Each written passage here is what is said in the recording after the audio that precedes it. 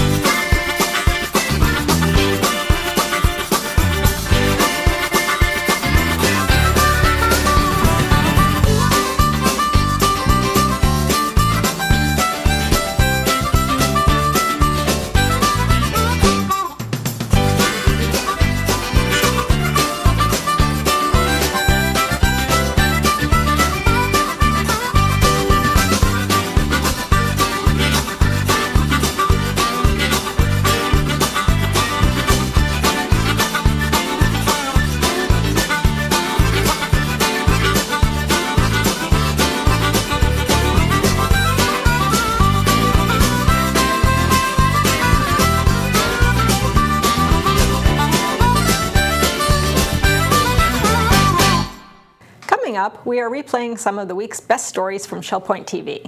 But before we do that, let's cover all of this weekend's happenings, menus, and church news.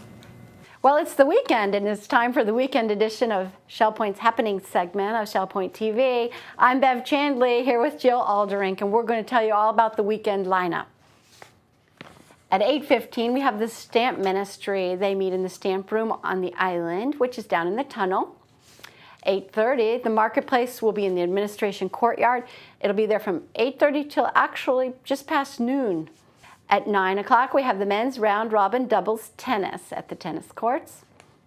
10 o'clock's the time for canasta and samba in the game room of the Woodlands. We have genealogy group meeting in the Sable Room of the Woodlands at 10. At 10:15, we have a Health Connections Walking Tall. That'll be meeting in the Social Center on the island. Another 10:15 activity is Inquiring Minds. They'll be in the Manatee Room on the island. Also at 10:15, we do have the Model Yacht Sailing Club at the Woodland Commons Lake. That's the morning. Here's Jill for the afternoon lineup. At 12:30, Mixed Progressive Bridge will be meeting in the game room at the Woodlands. And we have options for 1:15. There's Advanced Table Tennis. They meet in the Tarpon Room. The Quilters will be meeting in the Osprey Room. And at 1:30, Vespers will be meeting in the Arbor. At 2 o'clock, we have Bid Euchre in the Sable Room. And also at 2 o'clock, we will have a special organ concert featuring Carl Cole, and that will be in the Woodlands Commons area. At 2:30, Vespers will be meeting in the Community Room at King's Crown. At 3:30, we have Vespers in the Springs. At 6:45, game night begins in the Resident Activity Center. And Carl Cole will perform again at 7 o'clock, his organ concert in the Woodlands Commons. Bev, what's happening on Saturday? Well, we don't stop activities here on Saturday, Jill. We have an 8 o'clock pickleball going on at the pickleball court. When we have 8 o'clock, we have the round robin doubles tennis at the Woodlands tennis courts. And at 9:30, we have men's and women's doubles tennis at the tennis courts. We'll move then to 9:45 for duplicate bridge. That's played in the Manatee Room on the island. And then we have a 10 o'clock information forum at Computer College get-together. That's in the Grand Cypress Room of the Woodlands. Jumping to the afternoon activities, we have a 1 o'clock chess game in the Library Lounge. 1:15, if you like Scrabble, head to the Library Lounge for that as well. 1:15 table tennis will be in the Tarpon Room, and that'll be set up all weekend unless otherwise posted. We're going to move to 2 o'clock for the Saturday DVD, The Monuments Men, a 2014 film. That'll be in the Grand Cypress Room. At 3:15, it's time for basic line dancing in the Health Club. At 6:30, we have duplicate bridge in the Manatee Room. Our Saturday DVD, The Monuments Men, plays again at 7 o'clock down at the Grand Cypress Room. That's it for Saturday, and here's Jill to tell you what's going on Sunday. On Sunday, we have our morning worship services taking place in the Grand Cypress Room. They'll take place at 9 o'clock and again at 11. At 6:15, we will conclude our Sunday with the evening worship service in the Social Center on the island. That concludes our happening segment for the weekend. You have a great weekend. Hello everyone, I'd like to remind you that we have a special auxiliary orientation coming this month.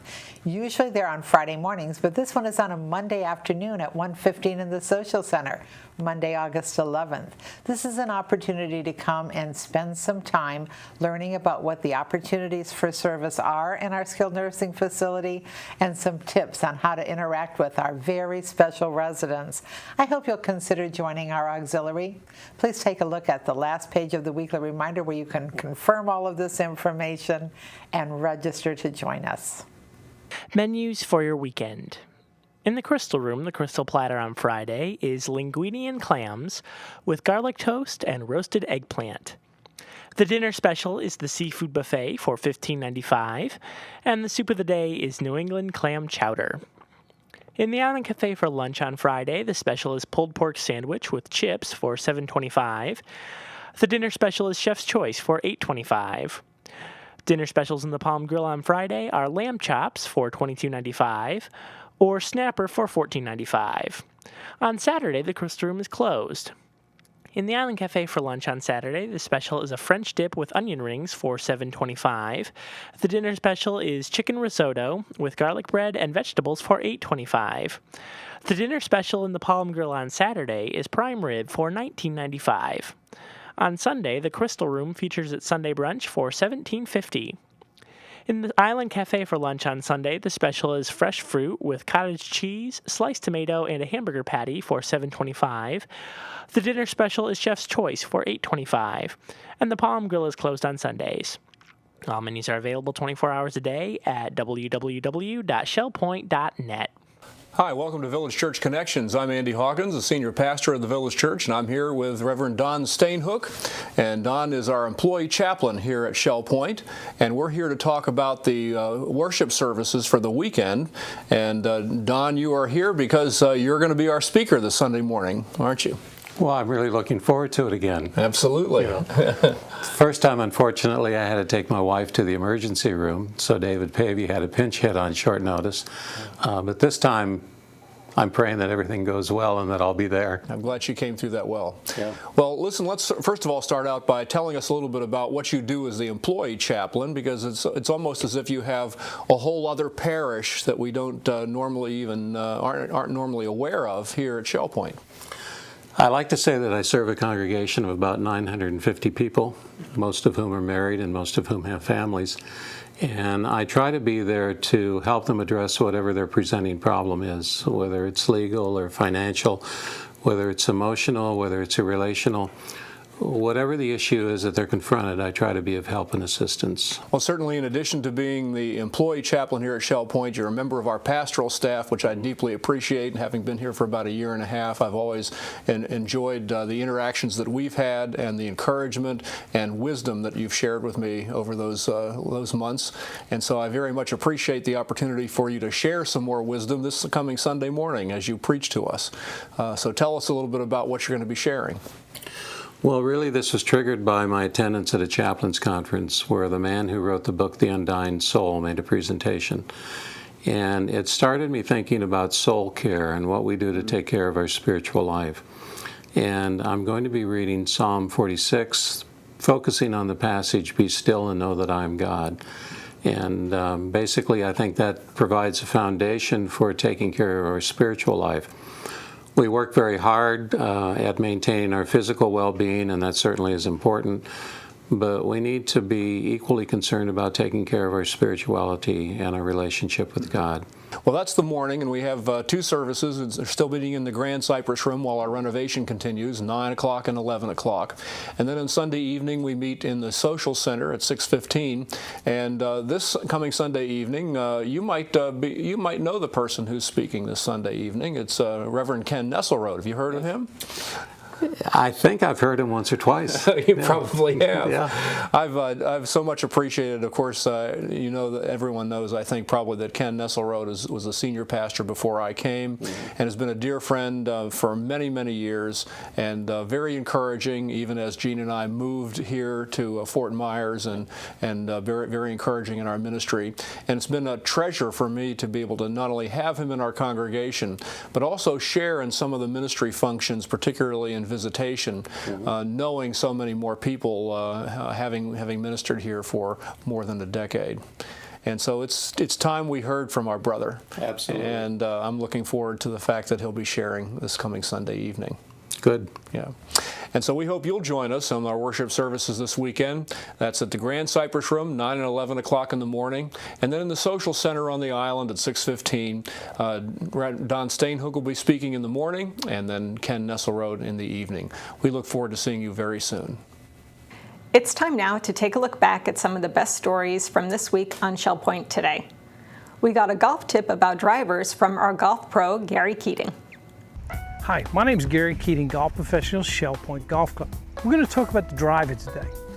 The United States Golf Association has a couple rules with the driver, and number one is the length of the shaft. And the rules say it cannot be no longer than 4 feet. Also, cubic centimeters. Driver head is measured in what we call cubic centimeters. Let me get a little easier explanation on cubic centimeters. If we were to cut the top off the driver and put some water in there, Cubic centimeters is how much water this particular driver would hold, which this one is 460 cc's. So that's how they measure the driver head. They can be no greater than 460, but they can be smaller. Once again, ball position, we're going to talk a little bit about the ball position. We mentioned just a little while ago how important the ball position is for the irons. It's also the same thing with a driver. Now, you must understand the whole object of a driver is to place the golf ball in the fairway. Okay, so we need control. So the big thing is when we swing a driver, myself personally, I will not swing the driver 100%. I will swing it about 75% of my speed. If we drive the golf ball good, generally in the fairway, and keep it out of the water hazards and the fairway bunkers, we generally can score better. So once again, I'm going to swing this club in just a second. I'm going to swing it about 75% of my power. When I do that, it allows the arms and the shaft to return back to its original position. If the golf ball goes to the right of the intended target, pretty simple fix, you've left the club face open to impact. Once again, check your timing, check your tempo first. If you're exceeding the speed limit that your body can to square the club up, let's slow everything down. So we'll get everything nice and smooth. The club will return back to its original position, and basically the golf ball will go straight again. If we get too fast, we could also hit what we call a hook or a pull hook. And the difference between a pull hook and a hook is basically they're going to start left and go left, and we don't have control. Once again, most of these errors are caused by basically trying to hit the golf ball too hard. So we're going to do a nice, soft, slow swing. And you'll see when I make a couple swings in a second, it doesn't really look like I'm working very hard. Although I'm generating enough energy in my golf swing to hit the golf ball 300 yards. Most amateurs and most players, they'll be hitting the golf ball about 210, 215, but it looks like they're trying to hit it 400 yards. So the biggest secret in golf is actually controlling the speed of the arms so we don't get too fast. If the arms get too fast, once again the club face remains open, or we get it too close too fast and the ball goes left. So I'm going to hit a couple shots for you right now, and I want you to pay special attention to my timing and basically the speed of my arms. So I'm going to make 1 or 2 practice swings and try and get that nice flowing motion, okay? And then we'll hit a couple shots. So, nice couple practice swings.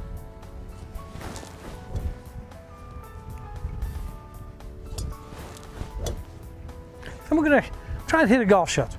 Once again, ball position 3 inches off the inside lead heel, and the butt of the club, which is this, located right in the center of the belly button. So we're going to make a nice smooth swing. Now you notice the way my balance is held. Classic left side finish. All the weight is off my right side to my left side. Straight leg, and then my balance should be perfect. Okay, I hope this helps you. You can always check us out at the webpage, so visit it at shellpointgolf.com. Thank you. Debbie Melkai is a self-described non-athlete, but we'll let you be the judge after you hear her story. I have zero background in sports. I was the kid that you picked last for every team, and I was proud of it. Didn't bother me at all. I was basically a bookworm, or anything I could do with my hands. Loved craft, you know, creative things like that. But no. My some activity was chasing toddlers around for years and years and years. Hated PE, hated any of that. Just didn't. It wasn't my thing. So no background until Miss Megan pops up with, we're going to do a half marathon, just like that. She is a runner, and I told her, I said, I'm not running. She said, no, you can walk it. You can do this. To this day, she just thought it would be something that we could do together. She wanted to do it, and I don't think she wanted to do it alone. So you don't say no to Megan. I mean, she has a way of making you feel like it's a really good idea at the time. And it has been a very good idea, and my physicians were all on board with it. Yes, it's great exercise. Walking's good for your knees, your bones, go for it. I think people humored me at the beginning, I really do. There was no reason for them to think I could do it. Just went online and checked, just Googled, you know, walking half marathons, and I just picked a training program and just started. And it was painful and it was awful and I hated it. And every weekend she'd call and say, how's your training going? I did 2 miles, I did 3 miles, and I said, I went around the block, and I didn't give up. I wasn't going to let her get the best of me, and so I just kept, I went from around the block to 2 times around the block to 3, and then gradually got up to my first mile. I'm a morning trainer. I'm just going to go around the outer island, which is 1.5 miles from out here when I step out of the parking lot back to the parking lot. I would try to get out there by 5 o'clock in the morning. The sun wasn't up, it was kind of quiet, and then I could be done, by 10:30 or 11. But yeah, just round and round and round again. And then shake it up and go the other way. By the time I was doing 15 miles, which kept me out there a long time, people were waving to me out their windows or whatever, or sometimes they would stop and ask me, what are you doing? Why are you doing this? You make a commitment to yourself, and I just didn't want to let myself down. And I knew if I could get through this training, I really thought I could do it. If you're going to basically just do one, make it a fun one you will never forget, a real true experience, and everybody says you do Disney then. Megan calls and says, if we already can do halves. We've done many of those. If you're going to do the full, why don't we just do the Goofy? And I said, Megan, you're nuts. And she said, no, I think we can do it. We got there and I felt strong in terms of my training. Things have been going really well. So I thought, okay, it's now or never. Disney, because they want to get the bulk of the race over before the parks open, they provide you with transportation from your hotel to the start of the race, which is just outside of Epcot. You have to be on either the monorail or the buses by 3 o'clock in the morning to get to your staging area.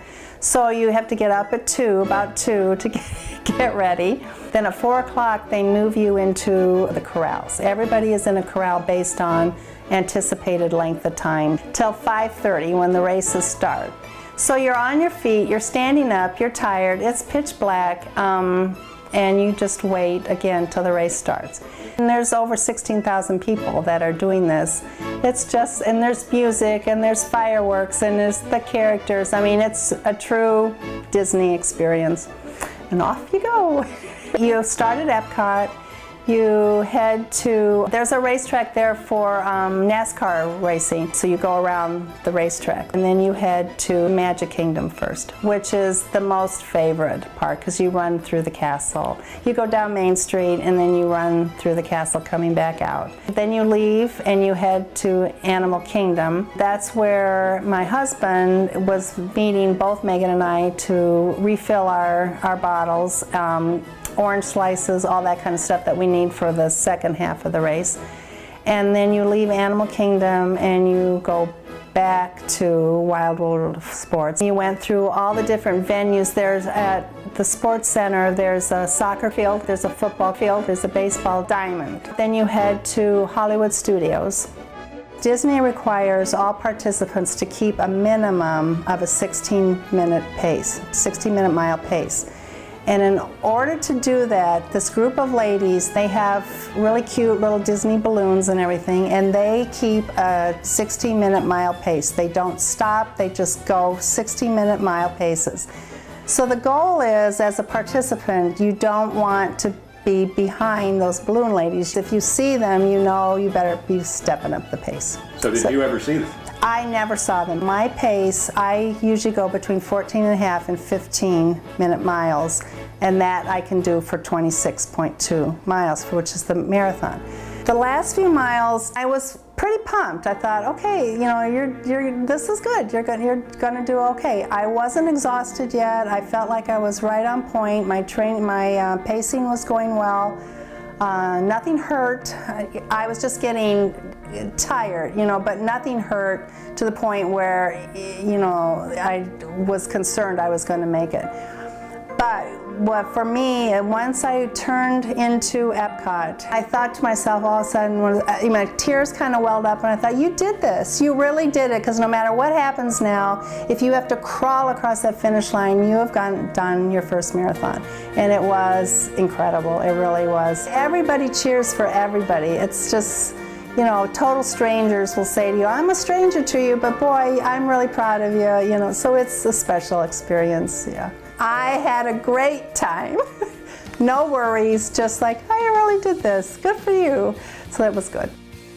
Looking back, I probably was thinking that maybe she wasn't really serious, maybe it's not gonna happen, but I took it seriously, and I think we kind of just encouraged each other, you know, with, well, I went 4 miles today, how did you do, you know, whatever. I don't know, I just think maybe I was at a point in my life where I didn't have small children to worry about, and, you know, I still was working full-time, but it just seemed like the right time that I could do something just for myself that the kids would think, wow, Mom's crazy, but, you know, she did something really pretty neat. And they're very, very, very proud of me. I think they're shocked, but proud. There are many, many people in their 70s, 80s that participate in these events, and you don't have to run it, you don't have to, you can just do it. Start with a 3K or a 5, I mean, it doesn't have to be 26 miles. Go as far as you can, as strong as you can, because really if I can do it, anybody, you just have to have the determination, you have to set a strong commitment. The training is critical. So you can't just let that alarm go off at 5 in the morning and say, oh, not today. No, it's a very regimented schedule to get this in without injury. So you just have to be determined, and I encourage anybody to give it a try. Anybody can do it.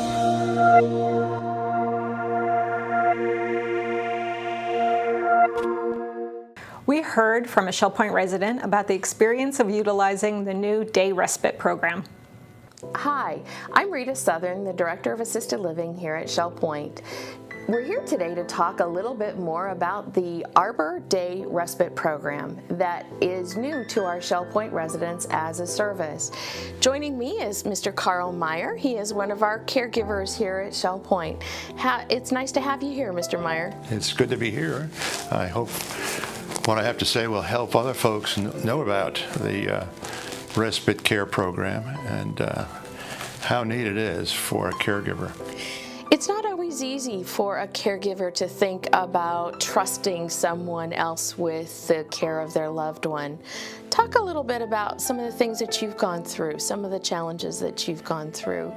Somehow having somebody in my home is not as acceptable to me as having my wife in a daycare. We used a daycare that was in the pavilion about 6-7 months ago. And then when that closed, went to one called Sunrise down off College, which was some commuting. A really great place. And the interesting things that happened was my wife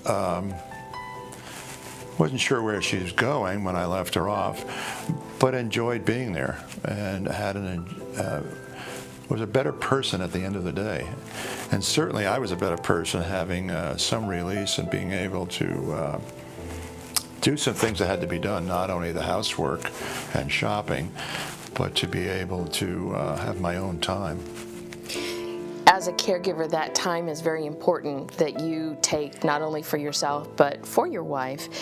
As she has entered into our day respite program at the Arbor, what are some of the things that she enjoys doing? It's difficult not to enjoy going to the Arbor. And probably the neatest part is you have to walk and turn left and take the elevator and turn right and walk along. And just by walking through the place, you feel good. It's a lovely place. It's peaceful. All the residents and all the employees are happy and cheerful and say hello.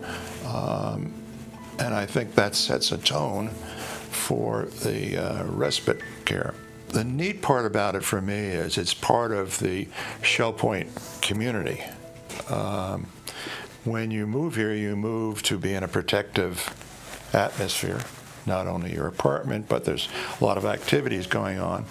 And moving out to go to another place, which we did for 6 months, was okay, but using an hour and a half or 2 hours a day to commute left a shorter time for me to accomplish the things I have to do and want to do. So, and this is part of Shell Point, so there's a much better feeling of if something happens, I know where I can go to get assistance. It's a credibility that Shell Point's backing it. So I have to tell you, it's a reprieve for me, the 3 days, and it's going to extend the ability for us, my wife and I, to remain in our apartment. I think from a caregiver standpoint, it's good to see your wife in a condition, in a situation where she can do well. She can have a positive relationship. That stimulation, one of the things that we've talked about is, Betty, you need to send them home tired. And she has taken that challenge to heart. She really has. They paid, was it wiffle ball or? Noodle ball. Noodle ball. Noodle ball. Right. The exercise, I think, has been a real common ground for folks. It's really been kind of neat, and it's in a large room, which is a comfortable setting for half a dozen folks, and they can partake in some of the things that are going on at the Arbor. I mean, it's a win-win, and the Arbor people say hello. I mean, they love seeing new people. I think it's a win-win. I'm out of the place and there in 5 minutes, and I can pick her up in 5 minutes. Wow, that's kind of neat. You found the program fairly easy to get involved with? Yes. As a caregiver, one of the simple things to do is I put out a weekly calendar that I keep in the kitchen.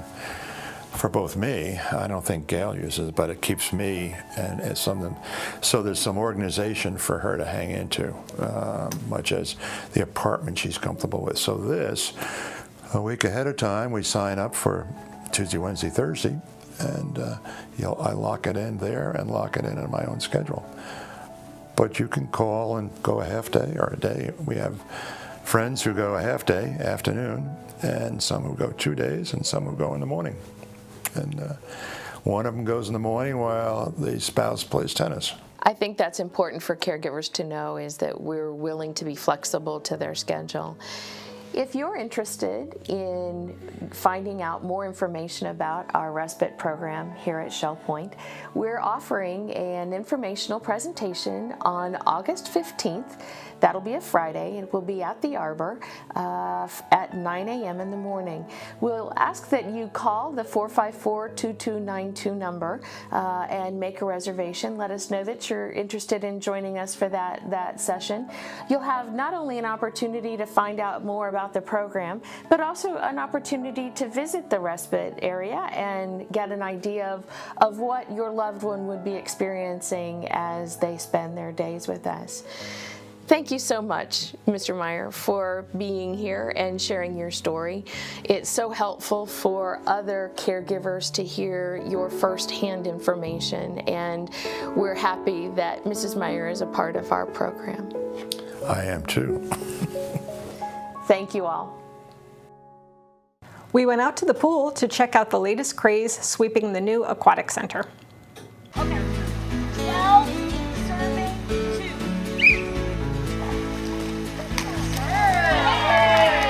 Husband back to the wife. Help him. Nice, Dawn.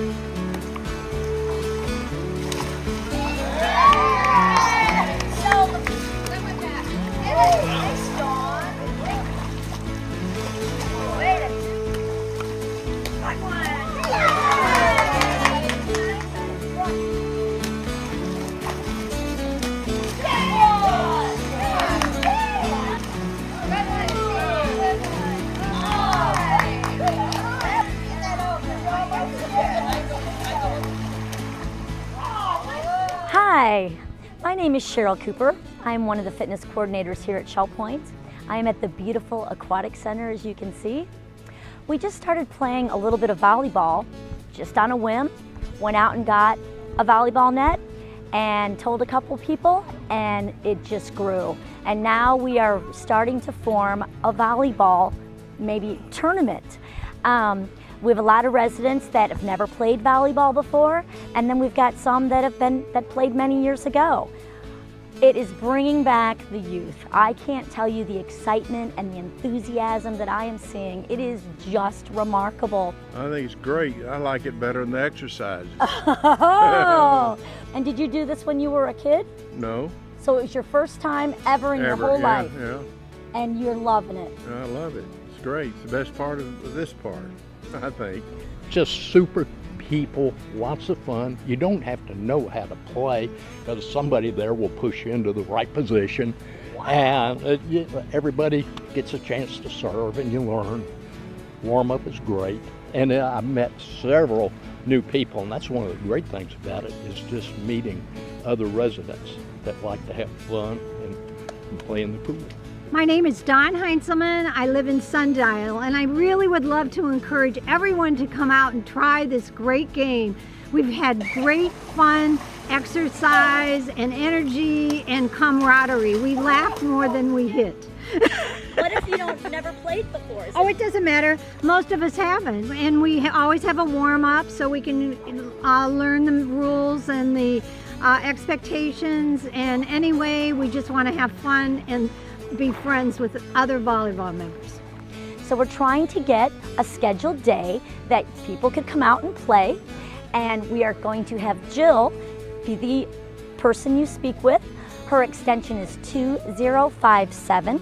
So if you are interested in playing some volleyball or just getting in the water and moving around with a ball, you need to come out and try the volleyball at the new Aquatic Center. So please, if you're interested, again, contact Jill at 2057 and let her know. Hope you come out and play. Have a great day. Chris Fenwick of Turbin told us about how he got into the sport of triathlon. Early 1980s, right after I went to work for the Alachua County Sheriff's Office, part of our training was we were doing traffic stops, and we were photographing the traffic stops. After our training session, of course, we reviewed the tapes of the traffic stops, and I looked at the tape and I said, "Who's that fat slob?" And the guy sitting next to me said, "That's you." I said, "That's bad." I was true to our stereotypes. I had my white powder sugar on my uniform for my donuts, so I was true to that, and I was packing on the weight. At that time, I probably weighed 220 pounds. Tremendously out of shape.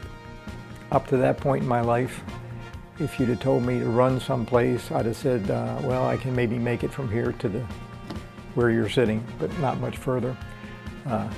Athletics was not even in my mind. However, I knew I looked like a slob, so I decided to start running. The first part probably came off pretty quickly, from 220 down to maybe 190. That came off fairly quickly by just running. And then I found out that running was really not my thing. I wanted to do something more than that, so I tried cycling and swimming, and I'm terrible at all three of them. Can't swim, don't ride a bike right, don't run right. So I said, well, don't do any of these things right, so I'll put them all together and try a triathlon.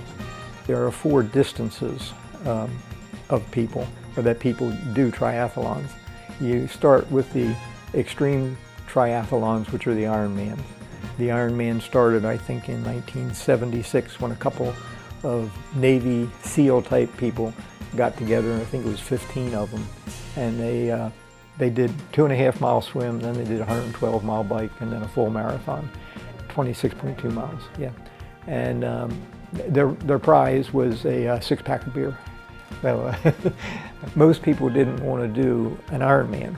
So now they have the Ironman, they have a half an Ironman, which is exactly half, Then a number of years back, it got into the Olympics. It became an Olympic sport. The Olympic triathlon is 9/10 of a mile swim, 25-mile bike, and a 10K run. And then for us smaller people, we do sprint triathlons. And different places do different distances, but they're all in generally the same area. Like the Captiva one is a 1/4-mile swim, 10-mile bike, and then a 5K run. It's much different running open water than it is in a pool. In a pool, you swim usually 25 yards and you hit a wall and you push off of the wall. Well, when you're doing an open water swim, ain't no wall to push off of after 25 yards. After 25 yards, you've got another 25 yards and another 25 yards, and you never get done with those 25 yards until you've done a 1/4 mile, which is about 440 yards. It's not all that bad once you get used to doing it. My wife and I probably train 5 days a week. And how did you meet your wife? I met her in jail. I was working for the Alachua County Sheriff's Office when my first wife died. That was in 1999. And there was a lady that worked for the Sheriff's Office who, after about a year or so, was bound determined that there were going to be no single males at the Alachua County Sheriff's Office. She sent me a picture of a very lovely lady. And my first comment about that was, that's a high-maintenance broad. She said, we're going to be out at the jail for lunch. Why don't you stop out? This was a common practice at the Alachua County Sheriff's Office that we, a lot of times we would go to the jail and eat our lunch. The food was pretty good. Unfortunately, I didn't get that message until later, so I stood her up. So then I had to go apologize, and we went out. And from there, it's just kind of history. We both love to swim. So normally what we'll do is I'll bike over to Lover's Key and she'll drive over to Lover's Key, and then we'll swim together. I run, one of my favorite ones is I run around the island, over to the woodlands, around woodlands, over to Eagle Preserve, around Eagle Preserve, and back here. It's a little bit better than 5 miles. I don't like doing indoor exercising, so triathlons work that way. I do weight work in the gym, but then I like to get out and be in nature. I like to be outside. I like to swim, I like to run, I like to bike, but outside. The group I belong to is a group called Geared Up. Geared Up is a triathlon club. Mondays we swim for about an hour, Wednesdays we swim for an hour, and then run for an hour. And then usually on the weekends, depending upon if you're racing or not racing, we usually have a long bike and a long run.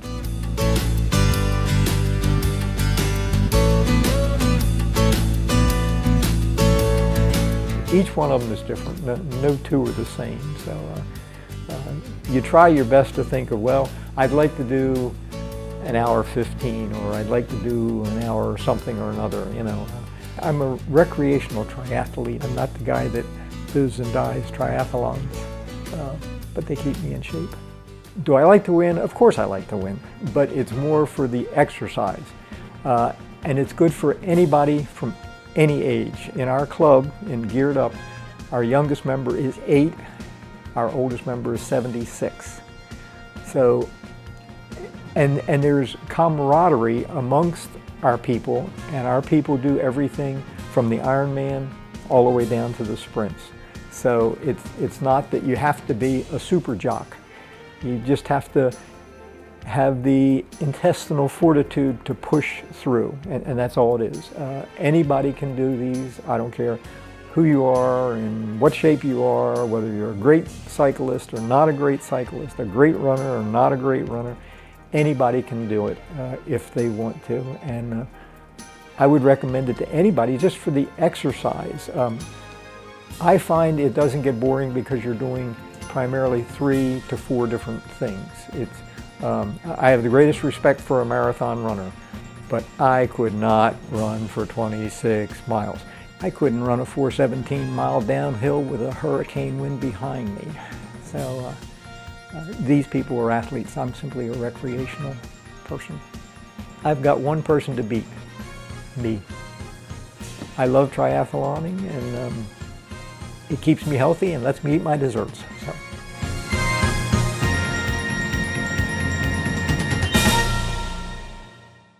Ruth Duber shared with us a special recipe for asparagus. Hello, this is Ruth Duber, and it's What's Cooking at Shell Point. And I think of asparagus as a spring dish, but it's great for summer. I went to the fresh market the other day, and I found these little guys. And you don't very often find asparagus like this. I kind of forgot what I paid for it, but I can't remember, so it doesn't make any difference. So I'm going to saute some today. And I'm not going to use the whole bunch, but I am going to use part of it.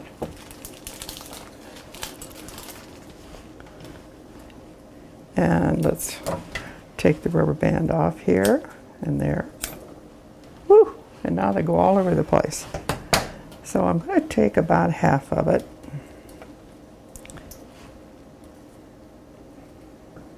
And I'll set those aside for later. And I'm going to rinse them.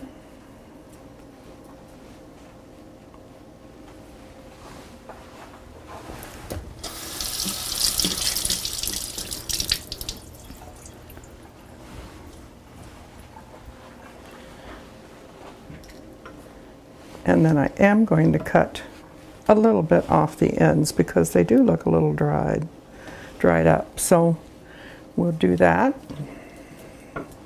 Spread them out here, and we'll just take a little bit off the ends. Actually, I could save those for soup if I really wanted to. Well, we're going to put some butter in our pan here. I'm going to put these on the towel to dry a little bit. And we'll turn our burner on here.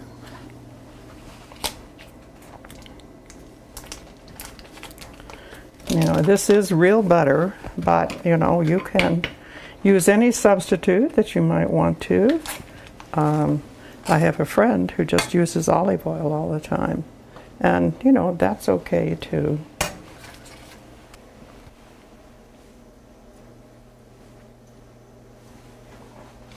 And we'll put these little guys in there like this, and we'll turn some the other way. And there we go. Now I have it on pretty high heat, and it really won't take long to cook these at all. And you want to have a little bit of snap left in it, so. Okay. And a little fresh ground pepper.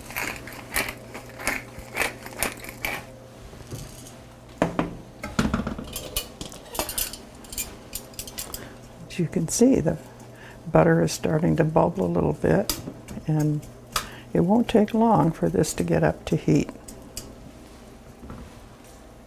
Yeah, I want to keep moving these around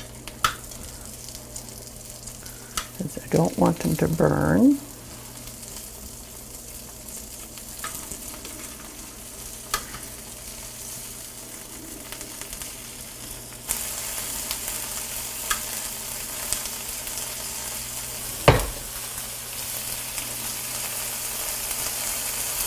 Just a couple more minutes. Okay, that's about what I want. So we're going to turn the burner off, and we're going to go over to our plate.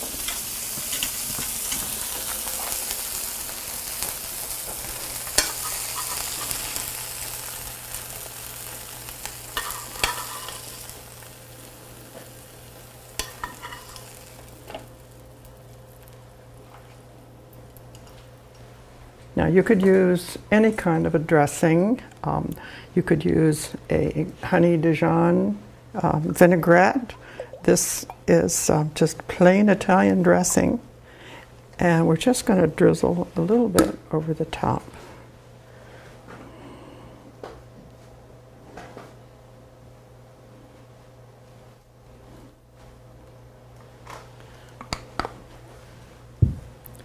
And then we're going to take some Parmesan cheese.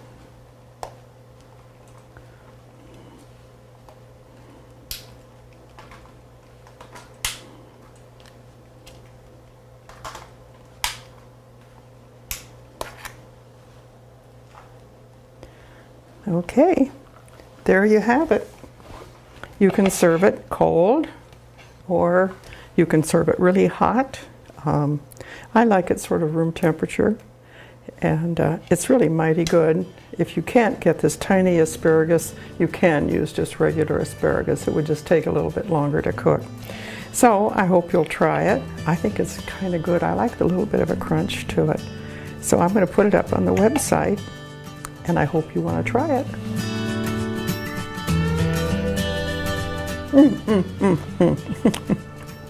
That is delicious. I'll see you again. Bye-bye. Well, that's it for this week on Shell Point Today. We're glad you joined us for the program. Tune in again next week for more news and stories from around your community. Until then, this is Shell Point Today for the weekend of August 8th, 9th, and 10th. I'm Kara Minowie, and from all of us here at Shell Point TV, we hope you have a great weekend, and we'll see you back here on Monday.